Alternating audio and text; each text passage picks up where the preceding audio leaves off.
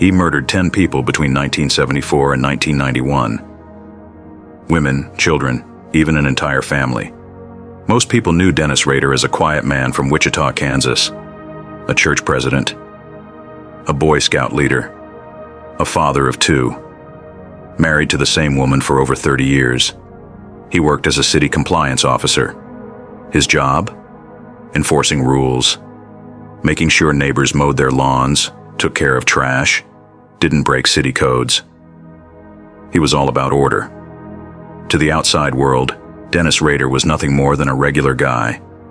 But behind closed doors, he was BTK, short for bind, torture, kill. He murdered 10 people between 1974 and 1991. But he didn't stop being BTK. He just got better at hiding. At home, Dennis was strict, but he wasn't violent. He had a temper, sure, but lots of dads did. He didn't drink. He wasn't abusive. He wasn't the type you'd ever suspect of evil. His wife, Paula, was completely in the dark. She did the laundry, made dinner, took care of their 2 kids. They lived in a modest house. Normal life in every way. But Dennis had a secret. In the basement, he kept a locked drawer. Inside were trophies from his victims, jewelry, clothing, photos he took after the murders, even written fantasies of killings, detailed stories he made up imagining himself stalking new victims. He kept everything hidden in boxes, folders, sometimes disguised as work papers. And no one questioned it. His wife never looked. His kids never asked. There were moments, small, quiet moments, and when someone could have found out. One time, his daughter Carrie caught him sneaking into a locked cabinet in the middle of the night. When she asked him about it, he told her he was just organizing Boy Scout supplies. Another time, he was caught by his wife wearing women's underwear and taking pictures of himself tied up. He claimed it was just a private fantasy and swore it had nothing to do with real life. Paula didn't press further. She was confused, maybe scared, but she let it go. His family had no idea those photos matched the way he left some of his victims, bound, gagged, sometimes staged for his sick games. He blended in so well. At church, people respected him. He helped organize events, spoke calmly, quoted the Bible. He even wrote a sermon once about forgiveness. At work, he carried a clipboard, gave out tickets. People thought he was too serious sometimes, but never dangerous. No one thought the man enforcing yard rules was fantasizing about murder while driving home. Even during his killings, he kept calm. After murdering 11-year-old Josie Otero, he went to work. After strangling Nancy Fox, he made an anonymous call from a payphone, then went home like nothing happened. The man was methodical. He planned every move. He wore gloves.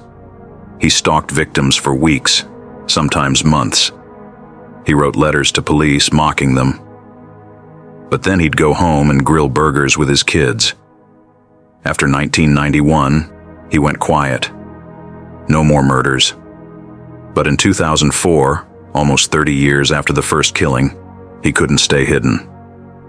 BTK returned. He sent letters to the media again. He wanted attention. He missed the game. But technology had changed. The police were better now.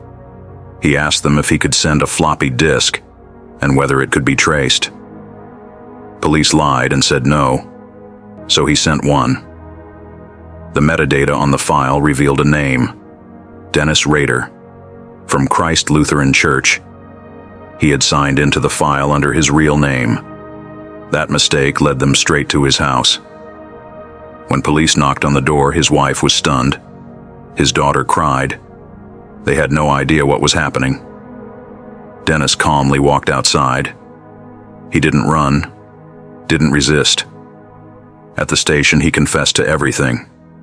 Every murder, every letter, every fantasy. He told them about hiding his trophies in the house, about taking photos in women's clothing, about pretending to be his victims in his own staged scenes. He admitted it all, with no emotion. His wife immediately filed for divorce. The court granted it in one day. His daughter, Carrie, was devastated. She had looked up to him. She had no clue. She later said it felt like her father had died. The man she loved was never real. She eventually wrote a book, A Serial Killer's Daughter. In it, she explains how hard it is to accept that the person who raised you was living a lie. Dennis Rader's story is terrifying, not just because of what he did, but because of how he hid it. He wasn't a monster in the shadows. He was a dad, a husband, a neighbor. The scariest part? He smiled. He said grace. He gave hugs. And he killed. We like to believe we can spot evil. But sometimes it hides in plain sight, right across the dinner table.